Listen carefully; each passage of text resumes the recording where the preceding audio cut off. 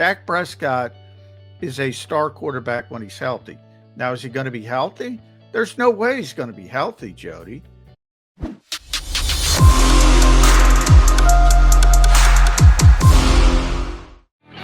got these two Mac and Mac guys. We had a triple Mac attack just a couple minutes ago, and Glenn Mac now is with us. John McMullen hustled his derriere home in time to get aboard right at 8 o'clock, Ubering in as quickly as he could from the airport with his red-eye flight from Arizona. Good to have you back, Johnny Mac.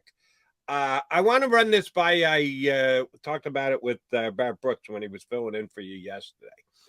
I compared the Cardinal quarterback to another quarterback who happened to be in the stadium on Sunday and was in the green locker room afterwards to, I think you said glad hand, both Nick Sirianni and Jalen Hurts, which is well, exactly. It went both ways, by the way. Okay. That's what it looked like from my end that Donovan was in there scoring points with the Philadelphia fan base by talking up the Eagles or bro hugging up the Eagles after he'd gone on WIP and said, as Glenn noted, yeah, the Eagles were a year away.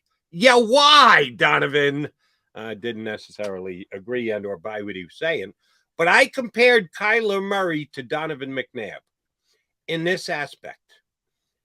About his third year, I think it was the start of his third year, Donovan McNabb made a conscious decision that he was going to be less of a running quarterback, that he didn't like being characterized as an athletic quarterback, that he was a pure quarterback. And I do believe that at least in part race played into it. Now, this is 20 years later. The game has changed. I think that's much less of a conversation than it was back when Donovan was coming into the league or had started to establish himself in the league. And I actually thought it was a detriment to the Eagles and to Donovan McNabb and his game that he made what seemed to me to be a conscious decision. I'm not running anymore. I'm just not going to do it.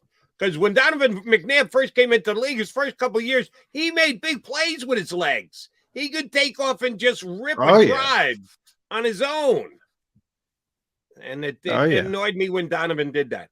And I think we've reached that stage with Kyler Murray now. He never takes off. He'll run around. He'll run in circles. He'll go backwards 20 yards to come forward 10 yards, but then still throw the football when he's got green grass and high tides out in front of him forever. And he just doesn't take off. And, oh, by the way, here's the other reason I don't understand it, other than I just think it's bad for the Arizona Cardinals and their ability to win games. He got paid. The contract's already done. If part of your line of thinking is, I don't want to risk my $200 million payday here, you got it. It's already yours. The money's in the bank, Kyler.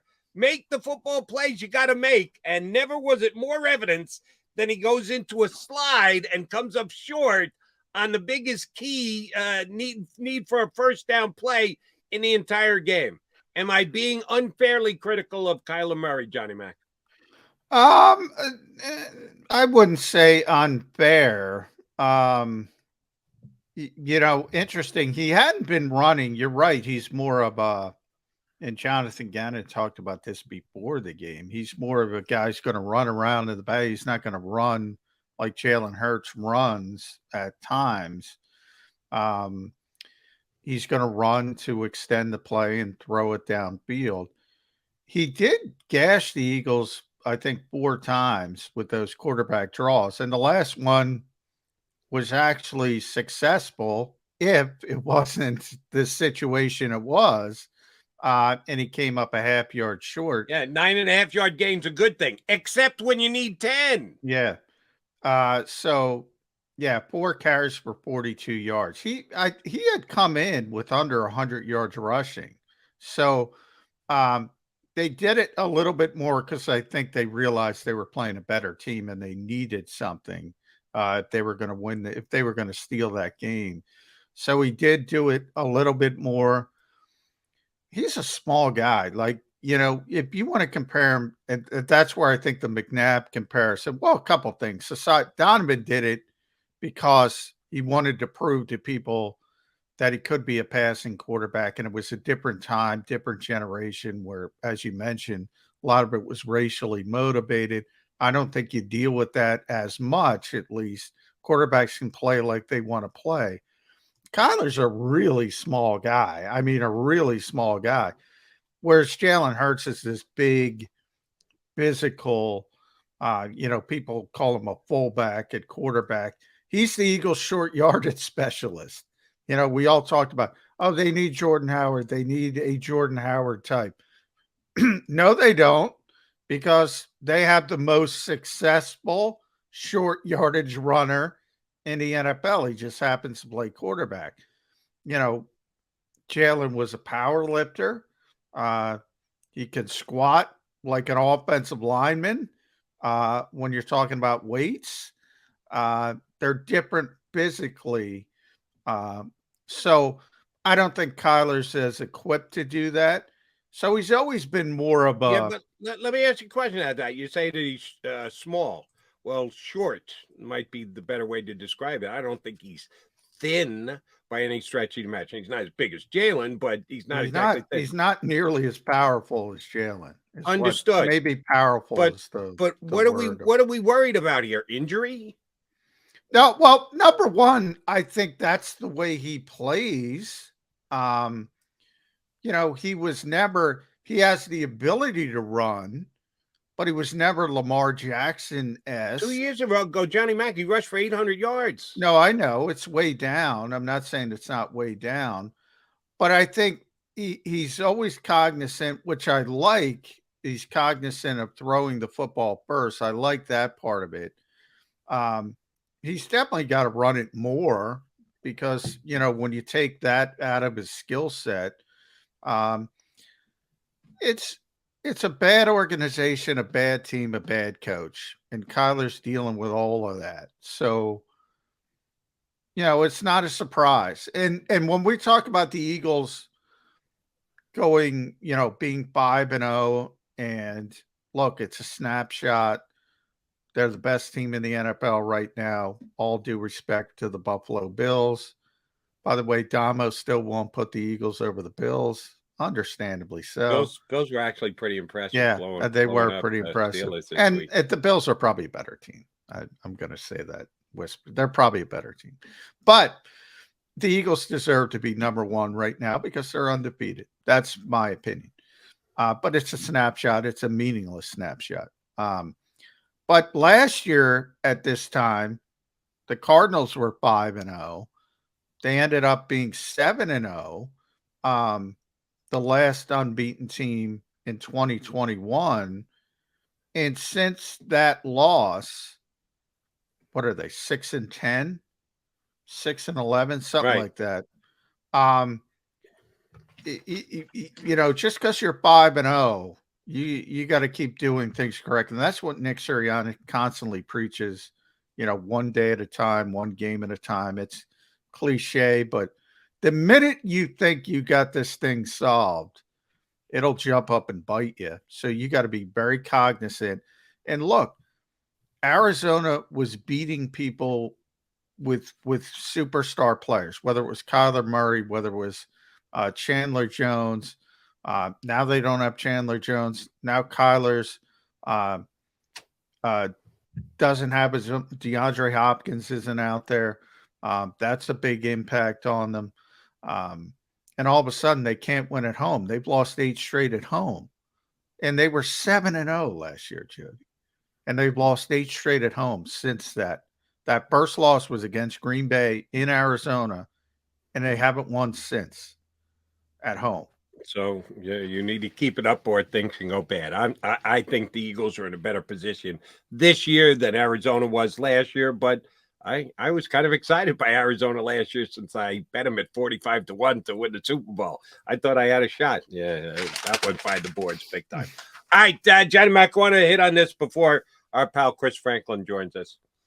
Just another example of me not being able to comprehend our friends at Pro Football Focus and how they go about rating and ranking things.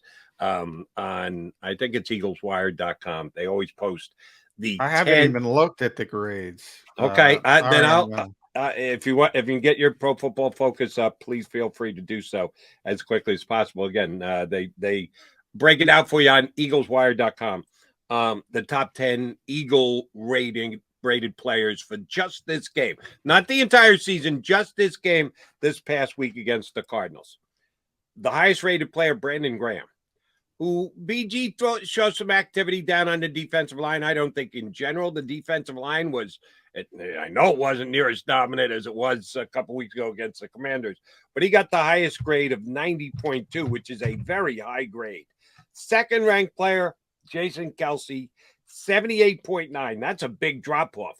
More than a 10-point difference between your first best player and your second best player. And of course, we know Kelsey missed a couple of plays. Your boy, Jordan Davis, third-rated player. He made a couple Jordan of great played well. Jordan individual stops, just shed a tackler like a mosquito and a blocker, and then made the play in the backfield. He really did play well. Fourth, James Bradbury. Where's our buddy Groats? Does he get these? Does he check Pro Football Focus? Groats is now, he doesn't like Pro Football Focus, but man, he is barking up the wrong tree with Bradbury. That is a good football player. Do not understand his disdain for Bradbury. I think he's been great. Goddard, fifth best player, understandable. Big game, huge play at the end of the game when they were running it right down the Cardinals' throats. They needed to get a big play on third down. Who comes up? Goddard makes the catch, makes the extra yards thereafter. Josiah Scott, their sixth best overall player, not just defense, offense and defense, rated by Pro Football Focus. He did play well because he did not play well against Jacksonville. He had a much improved, much better game. Took a big step forward this week. I would agree with that. Jalen Lane, then Jalen, then Isaac Seumalo, and Josh Sweat last. I'm surprised that Brandon was number one by a significant amount. I thought the defensive line just in general was a little tough to handicap. Kudos to Josiah Scott. Who had a bad game? I was going to say TJ Edwards had a bad game. No linebackers, neither TJ or Kazir White near the top 10. What happened to the LBs this week? Yeah, they didn't play well. Tackling was an issue for the first time since Detroit.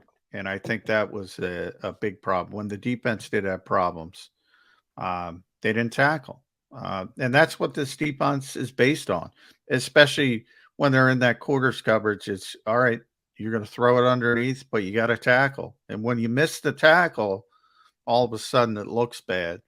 So I think that was the big problem defensively. Pro Football Focus, they do these rankings.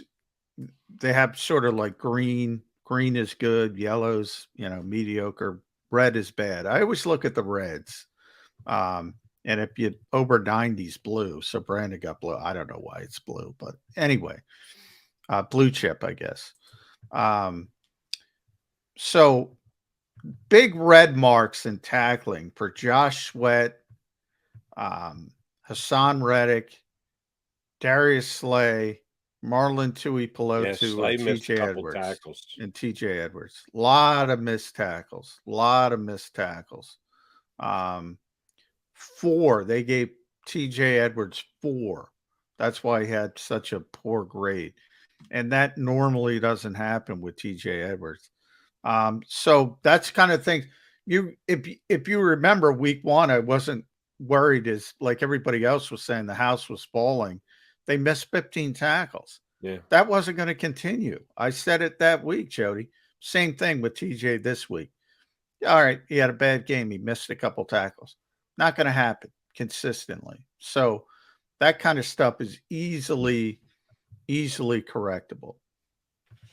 No, and you give a guy a bad week, you chalk it up every once in a while. You have too many of those and you start to worry, but Edwards has been pretty close to phenomenal the first 4 weeks of the season. Somebody had a bad game there. It just, I thought one of the two Eagle linebackers would be in their top 10 rankings. It ended up, neither one of them was. I don't think Kaiser White played exceptionally well either.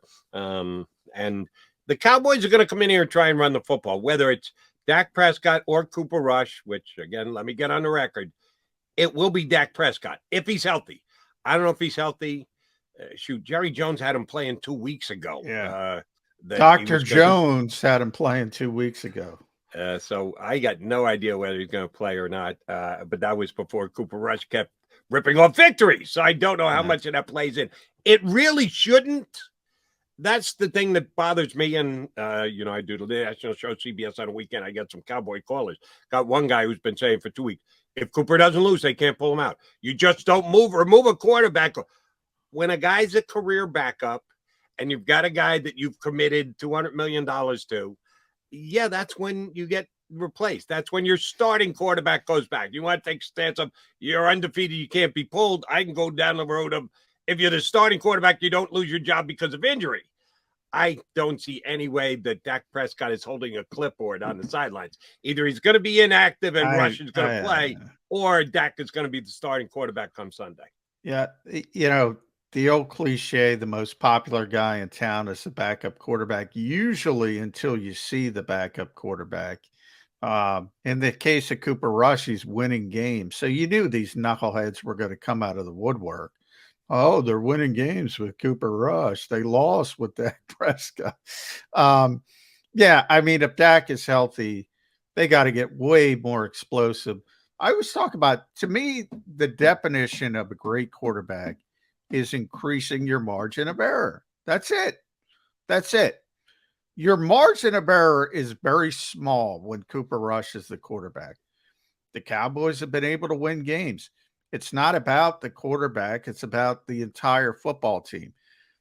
It makes it harder when you can't score on a consistent basis, when you can't, if a game turns into a shootout, you're not winning that game with Cooper Rush. You just know you're not winning that game. Now, the Cowboys have a very good defense, so they've been able to go about it and win in different ways, and credit to them. But anybody talking about Cooper Rush versus Dak Prescott, even like it's a conversation, like it's a valid they cut he deserves all the credit in the world for being a game manager, but he's a game manager. Dak Prescott is a star quarterback when he's healthy. Now, is he going to be healthy? There's no way he's going to be healthy, Jody. And if he is, even if he's cleared by doctors, not Dr. Jones, real doctors, even if he's cleared, you have the rust factor involved. So, but look, if he's cleared, you got to play. There's no conversation there. And as far as you know, yesterday I was lucky enough to get our buddy John Machota to agree to come on with us on Friday. Our Cowboy beat guy who was on with us a couple times last year and did the Cowboy preview for us during the offseason this year. He said he could jump in with us on Friday. I'm assuming the Cowboys have a similar, if not exactly the same setup down there in Dallas that you guys on the beat have for the Eagles, that you're allowed into practice for a designated period of time, not all that long. Yeah. And you get to see some, but probably not enough for as much as you or all Eagle fans would want to be able to draw some conclusions about what the team's working on, what they're going to do. What do you do with Dak this week? Is he taking the first well, if he's starting, reps? Yeah, he's taking the first team rep. The first team quarterback takes, 90% of the reps, maybe more than that. I mean, you prepare the quarterback. Now, I don't think there's any team that allows the media to watch practice anymore. You used to be able to watch practice, but everybody kicks this out now. So, but I mean, behind the scenes, you can usually get it from the players in the locker room, whether, you do it kind of slyly, and they give up the goods. Right. Yeah. They give up the goods. They'll know if he's taking the first team reps, and if he's going to play, he's taking the first team reps. I mean, that's just the way it goes. They're not going to play him if he's, taking a rep here and there. Well, there's no way the Cowboys can fudge it and get a competitive advantage by keeping the Eagles guessing as to who's going to be taking that first snap under center when the Cowboys get the ball on Sunday night. No. What's the competitive advantage? The Eagles will prepare for Dak Prescott, and if you prepare for Dak Prescott, you're prepared for Cooper Rush. I Okay. mean, one's a really good quarterback, and one is a game manager and a backup quarterback. Um, no, now Nick Sirianni. Look. I laugh at him. I like Nick personally. I think that comes across. I think Nick knows that. Um, I think his competitive advantage nonsense is exactly that. It's nonsense. You're not getting a competitive advantage. But if it makes him feel better, if it makes him sleep better, I guess Is that what it is? So Godspeed. Nick can get good winks at night. Is that why he does all this stuff that he does? I don't know. But sometimes I think, you know, no, I'm not even going to say it. But people think, yeah, I will say, people think they're more important than they are. Uh, you know, You don't our think that about Nick, though. Well, in certain instances with competitive advantage stuff, um, no, not as a whole, but in this instance with the injuries, like not telling us 10 minutes before and we walk out to the practice That's run, we just see stupid. there's no stinking competitive advantage. That's what I'm talking about, Joey. Stuff like that. And it's a very small window. It doesn't matter. It doesn't give you a competitive advantage. And I don't know why they do it. The competitive advantage Eagles will have over the Cowboys this week is that after being able to judge via TV, John McMullen was there. 2 games this year at Washington against the Commanders and at Arizona against the Cardinals. Eagle fans came in and took over the stadiums. There are a lot of Cowboy fans across the country. There is a goodly amount of Cowboy fans in Oh yeah, there's Philadelphia. going to be a lot of Cowboy fans there, but they're not taking over. Not in comparison to the way No, the Eagle no, fans showed up in Washington or no, in Arizona. They'll no. be Cowboy fans, Yeah. but not to the volume and or the percentage that the Here's Birds have been here's able how to I'll win. describe it, Jody. There will be more Cowboy fans than any other team's fans at a Link game this season. There will be more Cowboys fans than any other team coming in has fans of Yeah, their I don't nature. know about But it's that. still not a lot. It's not a lot. What week is Eagles Giants? I don't know. I have to look it up. Yeah, the Giants are playing well, but still, there's And more. there are some very well-heeled Giant fans. If they keep playing well, New they York might. money will get in a limo and come down if they really think Big Blue is back in the mix as a Well, I'll competitive tell you team. what. The Jets, my Jets, blue collar. That is the Giants, last. blue blood. And it costs a lot of money to get Eagle fans to give up their tickets in Yeah, the secondary market. The Giants fans have been known that is to week 18, Jody. Giants at Eagles.